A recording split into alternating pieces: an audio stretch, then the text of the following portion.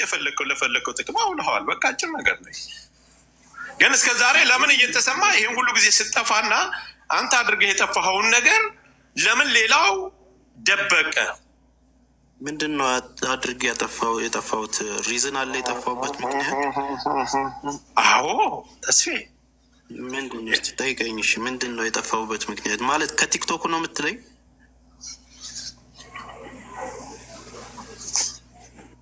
እሺ ይኸውልህ እኔ ለማህበረሰቡም እዚህ ላለውም አጀንዳ ወይም ለሌላ ፍጆታ አይደለም።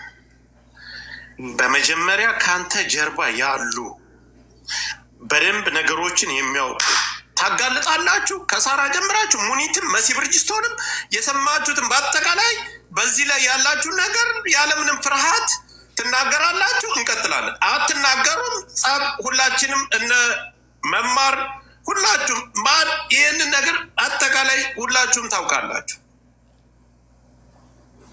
አሁን ይሄ ብዬ በዝርዝር ነገሮች ከወጡ ብዙ ሰው ጋር የተያያዘ ነገር ይመጣል። ምንም ተደባብቆ ከዚህ በኋላ እየተደባበቀ እየተሸፋፈነ አንዱ በአንዱ በትውውቅ የሚታለፍ ነገር የለም። ያለውን ነገር እውነታውን አውርተን ጥፋትን ጥፋት ነው ብለህ ህዝብ ፊት መመለስ ያለብን ነገር መልሰህ ነገሮችን እንዘጋለን። ያ ካልሆነ ግን እኔ በቃላት ጋጋታ በሌላ ጨዋታ አንዘጋውም። ነገሩን ጨርሻለሁ። ጫው አንተ ጋር ምንም ችግር የለብኝም። መጀመሪያ እዚህ ያለነው እኛ ተማምነን ነገሮችን ማስቀጠል አለብን። አንድ ጥያቄ እኛ አንዱን ስንነሳብህ ነው አንተ የምታምነው። አለ በተቀራት አንተ አታምነው። ምንድነው ጉዳዩ እኮ ለምን አትጠይቁም? አንድ እነማን ናችሁ? አንድ ሆናችሁ የምትነሱት እኮ ጠይቁ። ይኸው አለው ጠይቁ። ጉዳዩ አልገባህም አይደል? ጉዳዩንማ ገብቶ እኮ እኔም በቤቴ ተናግሬው እውነት ሀቅ መራራ ነች። እውነት ሀቅ መራራ። ይኸውልህ ምንም አልገባኝም። ጉዳዩ ገብቶ ጠይቀኝና ለመልስ። ቴሌግራም ላይ ራሱ ፈጥነህ መተህ መልስ ሰጥተሃል። ምንም የገባኝ ነገር ሼር ስትደረግ እንዲህ ነው የመለስኩት። ምንም የተለየ ነገር የለም እኮ። ስለዚህ ስምህን አንስቻለሁ። ሌላም ሰው ስምህን እስከሚያነሳ ጠብቅ። እኔ እኮ አሁን ለምንድን ነው ያነሳኸውም? አንተ ካለህ ጠይቀኝ። ይሄው አለው ለምትጠይቀው ጥያቄ የጉዳዩ ባለቤት እኔ ከሆንኩ እኔ መልሳለሁ። የሚያዳምጠው ከስር ደግሞ በተሰጠው አይምሮ አመዛዝኖ እውነት ይሆን ጋር አድርጎ መነሻ ልጀምርልህ። ድርጅቱ ምን ነበር የጀመርከው? የእርዳታ ድርጅት በጎ አድራጎት ድርጅት። በጎ አድራጎት በምን የተመለከተ? ምንም አረብ ሀገር ላይ ባሉ እህት ወንድሞች አረብ ሀገር ላይ እህት ወንድሞች በምን የተመለከተ እኮ እያልኩ። ታመው ሲመጡ እንቀበላቸዋለን፣ ማረፊያ እንሰጣቸዋለን። እያንዳንዱን ነገር የምንሰራውን ነገር 4 ዓመት ሙሉ እኮ እየተሰራ እየታየ ነው። 4 ዓመት ሙሉ እየተሰራ እየታየ ነው። ጥሩ ነው። እሺ ገንዘብ ከምን በግሩፕ ገንዘብ አልተቀበልክም ነበር? በግሩፕ ተቀብዬ አላውቅም ገንዘብ። እርዳታ ማንም የሚያዋጣልህ ሰው የለም ነበር? በጎ አድራጎት ድርጅት ስትል ገንዘብ የሚያዋጣልህ ሰው የለም ነበር? በፍቃደኝነት በራሳቸው ማንንም ማስገደድ አትችልም። በፍቃደኝነት ነው። እሺ እኮ ስንት 4 ዓመት ሙሉ ይህንን ስትሰራ ኑረሃል አይደለም? ድርጅቱ ከተቋቋመ ራሱ ገና 1 ዓመት ወደ ኢትዮጵያ እንደመጣው ነው። ወደ ኢትዮጵያ እንደመጣ ነው የተቋቋመ። እሺ ከዛ በኋላ ግን በስፋት ብዙ ሰዎች በእርዳታ መልክ ጥሩ ነገር እንደምሰራ በእርዳታ መልክ ብዙ ሰው ገንዘብ አውጥተዋል። ምንም አላዋጣም። ገንዘብ አወጣ የምትለው ሰው የገቢ ማሰባሰብ ያደርግ ያለው ያም ደግሞ እዚህ አገር ቤት በተከፈተው የባንክ አካውንት መንግስት በሰጠኝ ፍቃድ ውስጥ እዛ የድርጅቱ አካውንት ውስጥ ነው። በተስፋዬ በግል አካውንት 1 ብር አስገብቻለሁ የሚል ካለ ይምጣ።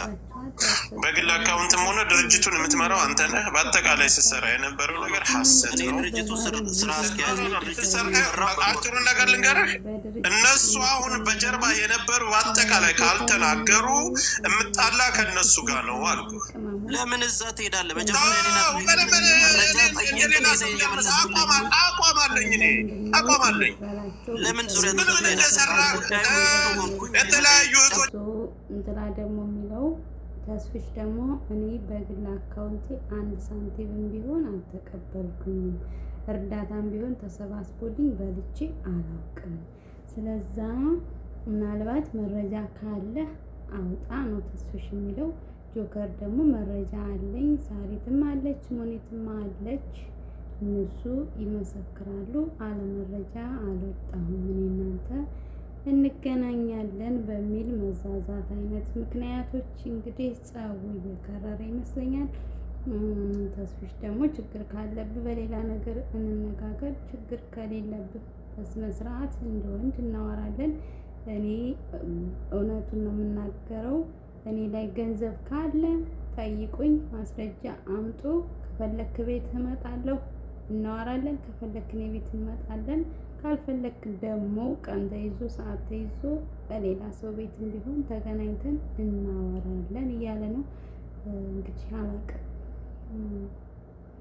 ጆከር በጣም ነው የተናደደው። በጣም ጮኋል፣ ለፍልፏል። በእርግጥ እሱ መጮህ ልማዱ እንደሆነ እናውቃለን። ግን እሱ የመዳም ቅመሞችን በልተሃል ነው እንግዲህ አላውቅም። አንደኛ ስም መጠቀሚያ ሆኗል፣ መጠቀሚያ ሆኗል። እንግዲህ ሊጠቅም ሊጎዱን ይሆን አላውቅም።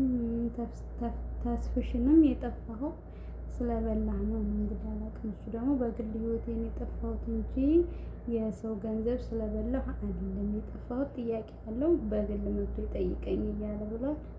እንግዲህ ጥያቄ ያላችሁ ተስፍሽ ጋር ላይቭ ሲገባ እየሄዳችሁ ጠይቁላለሁኝ።